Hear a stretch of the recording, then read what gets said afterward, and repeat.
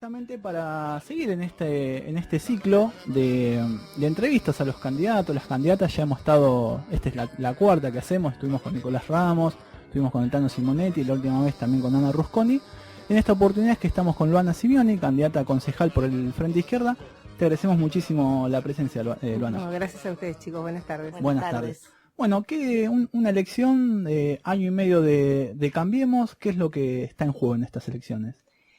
Bueno, en primer lugar está en juego un pronunciamiento político sobre el año y medio de gobierno de Cambiemos, tanto a nivel nacional como provincial, y en nuestro caso también en la ciudad de La Plata.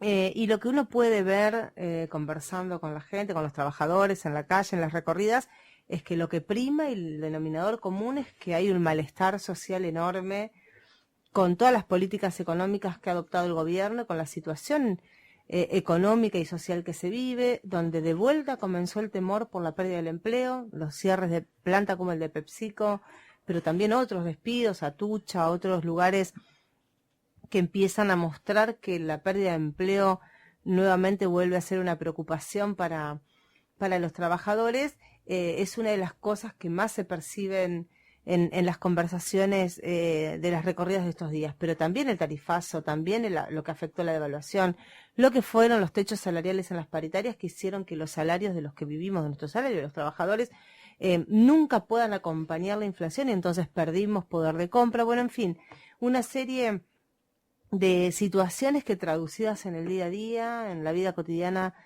de los trabajadores, se expresa con mucho malestar, con mucha disconformidad, incluso de quienes votaron al gobierno, ¿no? Creo que ese es el dato político en esta elección, de que hay un sector que ya había hecho una experiencia con el gobierno anterior, votó a este gobierno por los cambios prometidos y se encontró que en lugar de cambiemos es ajustemos, que ninguna de las promesas de campaña se cumplieron y que por el contrario su vida y su calidad de consumo de vida se ha deteriorado en este tiempo.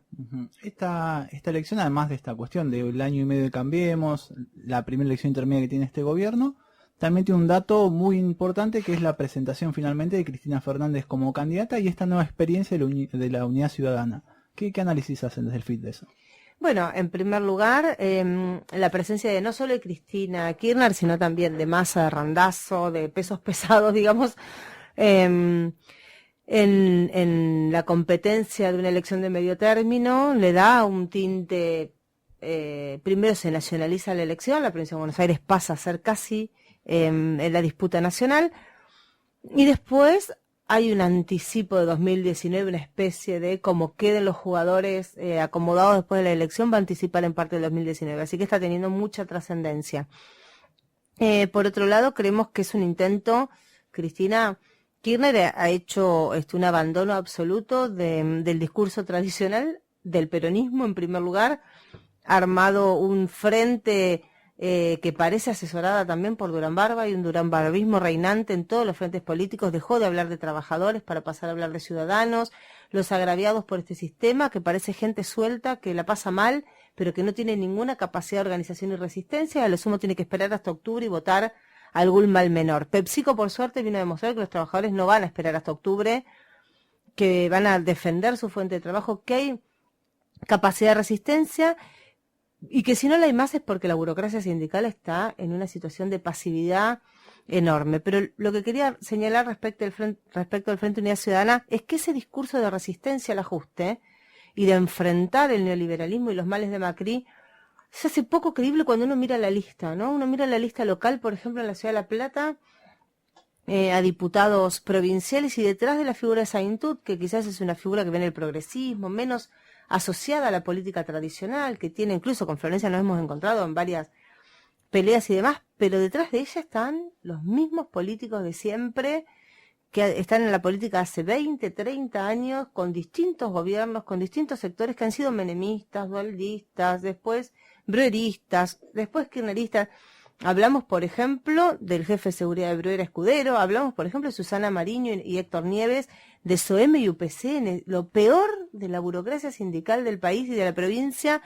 No pueden hablar de que quieren enfrentar el ajuste cuando le firmaron a Vidal la peor paritaria que tuvimos los estatales en años. Bueno, me parece que es un discurso por un lado y una práctica política y un armado concreto que muestre una realidad de patas cortas.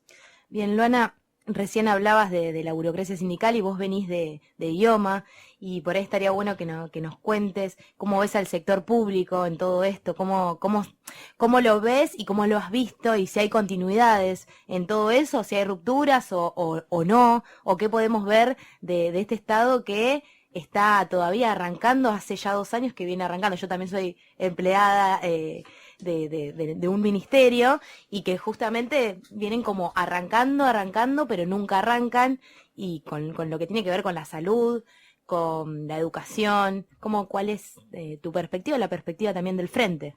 Sí, los estatales, tanto Macri a nivel nacional como Vidal en la provincia particularmente, eligieron a los estatales y a los docentes en particular como su blanco preferido, ¿no? Y montaron toda una campaña de los ñoquis del Estado, la ineficiencia, que nos hacía acordar mucho al menemismo previo a la privatización. Toda una campaña de desprestigio. Parece que ser empleado público, que ser trabajador estatal es mala palabra. Cuando uno habla de empleados públicos, habla del enfermero a pie de cama que se necesita multiplicar en los hospitales, el médico que cobra 15.000 pesos de salario por un cargo en un hospital público. Hablamos del auxiliar que le da de comer a los pibes en las escuelas, que limpia las escuelas para que nuestros pibes no se enfermen. Bueno, parece que está mal visto el empleo público. El empleo público es eso, son los servicios esenciales del Estado.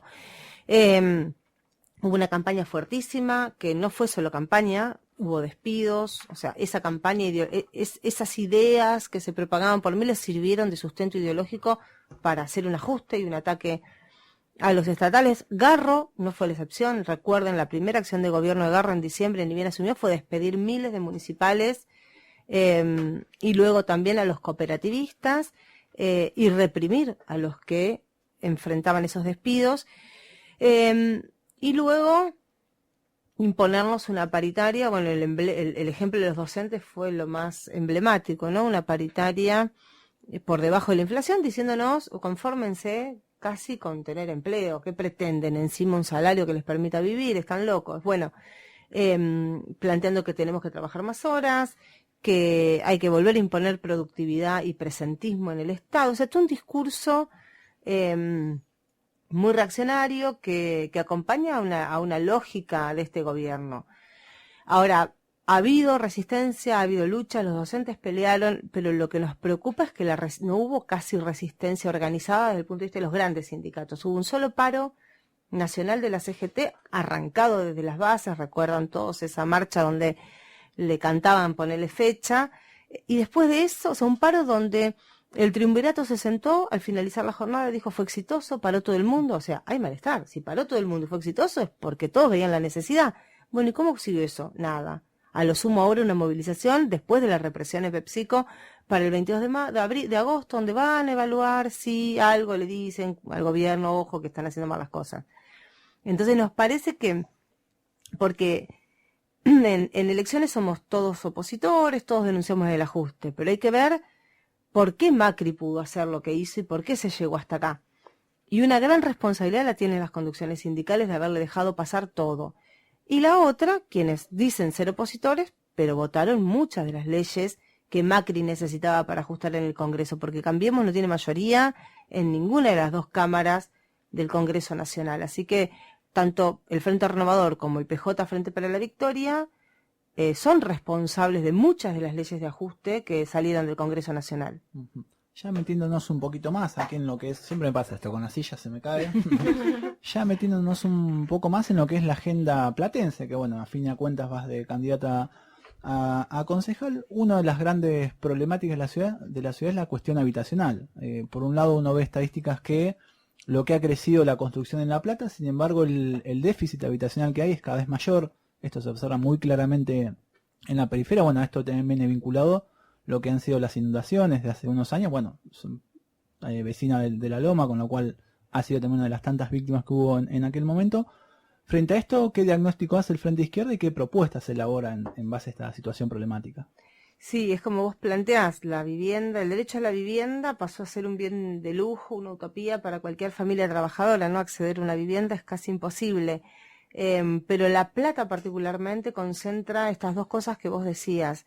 Es una de las ciudades donde más se ha construido en la última década, se calculan alrededor de 2 millones de metros cuadrados construidos. Sin embargo, el déficit habitacional creció. A la par que se construían más departamentos, viviendas, crecía la precarización habitacional, la precariedad habitacional en la que viven miles de familias. Y esto es porque se construye no para resolver el déficit de viviendas, sino para la especulación inmobiliaria. Tenemos la construcción monopolizada en 3, 4, 5 firmas constructoras e inmobiliarias que construyen y dejan las viviendas vacías. Ahí se calcula 50.000 departamentos vacíos en la Ciudad de La Plata, construidos esperando el precio que impongan estas mismas inmobiliarias para alquilar, esperando la época en la que vienen los estudiantes y las familias de los estudiantes para buscar alquileres e imponer precios monopólicos. Y por otro lado, miles de familias, 25.000 familias que viven en los 135 villas y asentamientos que tiene la ciudad, que han crecido muchísimo en la última década. La Plata es la ciudad con más villas y asentamientos, es decir, con más vivienda informal de la provincia de Buenos Aires, y tiene un boom inmobiliario desde hace una década descontrolado e imparable.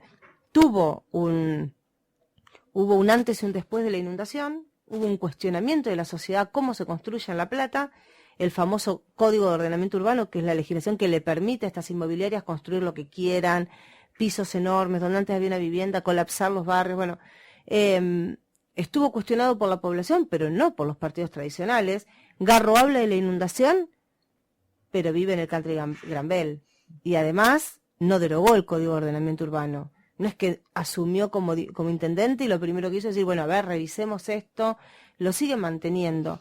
Y por otro lado, no hay un solo plan de viviendas populares ni de urbanización de villas y asentamientos para dar mejores condiciones de vida a miles de familias platenses que viven en lugares sin acceso a los servicios básicos, sin transporte, sin recolección de residuos, sin poder tener una unidad sanitaria, es decir, sin acceso a la salud, combinado con un transporte público que es el otro gran tema, el otro gran negociado de los empresarios locales, y que es un servicio elemental que para nosotros debería ser municipal. Vos me planteabas las propuestas, debería haber un plan de viviendas, debería haber un impuesto a la vivienda ociosa, a las constructoras e inmobiliarias por cada uno de estos edificios construidos, pero sobre todo un plan de viviendas populares hecho por el Estado, porque si no interviene el Estado es muy difícil acceder a la vivienda. Los créditos hipotecarios hoy son para un determinado sector de la población con ingresos en blanco, con determinado nivel adquisitivo, dejando se calcula que la mitad de los trabajadores del país trabajan de manera informal en negro, es decir, sin derecho a la bancarización y con sueldos inferiores a los 8.000 pesos. Bueno, pensar en el derecho a la vivienda para estas inmensas mayorías populares es imposible verdaderamente. Otro de los temas, pueden ampliar también después con esto, también mostraron en estadísticas, La Plata es uno de los lugares donde más se reciben denuncias por violencia de género, una agenda que venimos recientemente las compañeras. Comenten. No, que recién justo veníamos hablando del caso de Victoria Aguirre, y por ahí también preguntarles que cuáles son sus propuestas en relación a esta temática que atraviesa a toda la sociedad, de todos lados, de todas las clases. Ninguna parece estar a salvo con este sistema y esta violencia que crece desde lo que es la parte judicial, de lo que es la parte de asistencia. Todo está como bastante mal en ese sentido. No sé cómo la están viendo ustedes desde el frente y cómo lo abordan. Sí, es como vos planteás, y aparte venimos de la Ciudad de La Plata de una movilización muy grande frente al femicidio de Emma Córdoba, la estudiante de medicina, que fue un caso que conmovió verdaderamente a toda la ciudad. Entonces, y además el fenómeno del Ni Una Menos, ¿no? Esa gran movilización que surgió en 2015 y que se siguió repitiendo en el país, en nuestra ciudad tuvo un eco enorme. Las marchas de La Plata fueron muy, muy importantes y se mantuvieron en el tiempo. Es decir, una demanda que siempre fue del movimiento de mujeres, hace unos años que se logró que sea tomada por el conjunto de la sociedad, que harta de de un flagelo tan brutal como son los femicidios, decidió salir a la calle y tomarlo en sus propias manos. Y esto contrasta, vos ves por un lado una sociedad que avanza en estos temas, que se moviliza, que lo hace carne, que toma la decisión de tener una actitud activa frente a esto, de reclamar al Estado respuestas, un paro, ¿no? Porque las últimas 2 movilizaciones fueron con la novedad del paro de mujeres o del paro, en muchos casos acompañado también por nuestros compañeros varones, con las mujeres a la cabeza en los lugares de trabajo. Y por otro lado, un Estado que mira para otro lado, porque en la Ciudad de La Plata, hace unos meses atrás, se declaró la emergencia en violencia de género. Bueno, estaría bueno preguntarle a los concejales que votaron eso, al intendente, ¿qué significó? Más que un papel donde se firmó una declaración, porque el presupuesto para el área de políticas de género sigue siendo el mismo, que es insignificante. A nivel nacional son 4,50 pesos por cada mujer. Las trabajadoras del área de política de género del municipio son todas precarizadas. Hace 8 años que año a año dependen del visto bueno del intendente de turno para continuar en su trabajo. Cobran 6.000 pesos. Decime quién puede sostener un trabajo así y en qué condiciones trabajás cuando sos precaria y cobrás esa miseria. No tienen, hay un solo refugio cuando la ONU recomienda la apertura de un refugio cada 10.000 habitantes por el índice de femicidios y violencia de género que hay en el país. No hay ninguna otra política. Nosotros el proyecto que presentó Nicolás del Caño en su momento en el Congreso, que luego lo reflotó también Miriam Bregman desde la banca y que nunca se trató, ningún bloque tuvo acuerdo en tratarlo, planteaba una política integral. Emergencia en violencia de género es plata para subsidios para que la mujer no viva eternamente en un hogar de tránsito con sus hijos. Pueda acceder a una vivienda, pueda acceder a un empleo genuino, pueda tener independencia económica. ¿Cómo se sale del hogar violento si se sigue dependiendo económicamente del hombre que violenta a la mujer en ese caso? ¿Cómo se puede abordar si no hay un equipo interdisciplinario con trabajadoras que tengan estabilidad laboral, que puedan hacer un abordaje integral de la situación? Decíamos un plan de vivienda, licencias en los lugares de trabajo. Muchas veces las mujeres pierden el empleo o se ven obligadas a sacar licencias psiquiátricas cuando no tienen ningún problema psiquiátrico, están sufriendo violencia de género. Bueno, en fin, una serie de puntos que habría que abordar para decir que realmente se le da respuesta a la situación de violencia. El problema es que acá lo que hay es marketing político. Cada 3 de junio los políticos se sacan una fotito con el cartel de Ni Una Menos y cuando les toca legislar se olvidan de que hay mucho que se puede hacer en términos concretos para enfrentar esa situación. Y que los femicidios son el último eslabón de una larga cadena de violencias que sufrimos las mujeres. Que un hombre se sienta con el derecho a decidir sobre nuestra propia vida es porque previo a eso hay una sociedad machista que convalida que las mujeres seamos un objeto que se comercia, que nos pueden secuestrar para la prostitución, para las redes de trata. Somos vendidas en los principales programas de entretenimiento, los cuerpos de las mujeres semidesnudas parecen ser el entretenimiento que se vende como el entretenimiento familiar. Nos pagan menos por igual tarea. Una mujer muere a causa del aborto porque sigue siendo clandestino en el país por día en este país. Es decir, una infinidad de situaciones que sufrimos las mujeres y que terminan con el femicidio como el rostro más terrible, pero que hay que enfrentarlas de conjunto. Bueno, y nosotras desde el Frente de Izquierda y con mis compañeras de Pan y Rosas es una preocupación permanente y siempre estamos tratando de organizar a las compañeras de trabajo, de estudio, para darle mucha fuerza en las calles a este reclamo. Estamos conversando con Luana Simioni, dirigente del PTS, candidata a concejal, primera candidata a concejal por el Frente de Izquierda. En una de las cuestiones novedosas que trajo, entre muchas que trajo como novedad el escenario político el FIT, fue la cuestión de la rotación de las bancas y también el tema del cobro que perciben los diputados en este caso o legisladores provinciales. Por ahí es algo que con el último tiempo, por ahí también ante el ajuste se fue perdiendo ese eje. Por ahí mucha gente no lo conoce, nos parece muy importante que lo puedan dar a conocer o reflotar o reforzar como algo interesante, una forma también de diferenciarse de los políticos hegemónicos, tradicionales. Sí, es ya una tradición del Frente de Izquierda, es parte de nuestra constitución como frente. Son cuestiones que parecen elementales, pero que no lo son, ¿no? Porque hay toda una utilización de la política para para hacer carrera, porque gobiernan en función de los intereses de los grandes empresarios. Nuestros diputados cobran lo mismo que cobra un docente calificado con 20 años de antigüedad, ese es el sueldo promedio. El resto de la dieta se destina a distintos fondos de lucha. Ahora PepsiCo es uno de los destinatarios de los aportes del Frente Izquierda, pero se ha aportado al movimiento de mujeres, a otras fábricas en lucha, a la cooperativa Donel, bueno, infinidad, está todo público además en la página de Nicolás del Caño y Miriam Bregman, porque nos parece una forma de decir, es una forma coherente de hacer lo que decimos.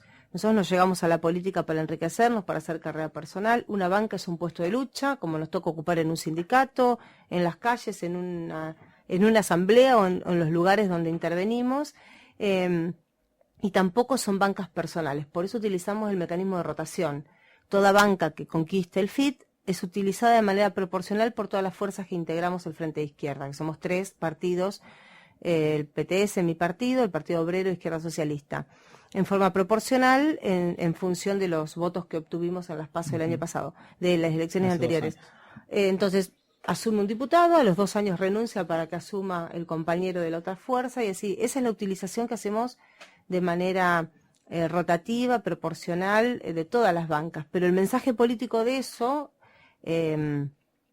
además de que tenemos un sistema de integración de listas proporcional, de manera igualitaria, digamos, ¿no? A diferencia del resto de los partidos tradicionales, el mensaje político de esa práctica es justamente que son puestos de lucha y no lugares para, como lo utilizan los políticos tradicionales, que legislan sobre la vida de los trabajadores, pero no tienen ni idea de lo que es mandar a sus hijos a la escuela pública, subirse a un transporte público, hacer colas en un hospital para atenderse. Bueno, nuestros diputados tienen su vida, somos todos trabajadores, compartimos la misma vida que llevan la mayoría popular de nuestro país.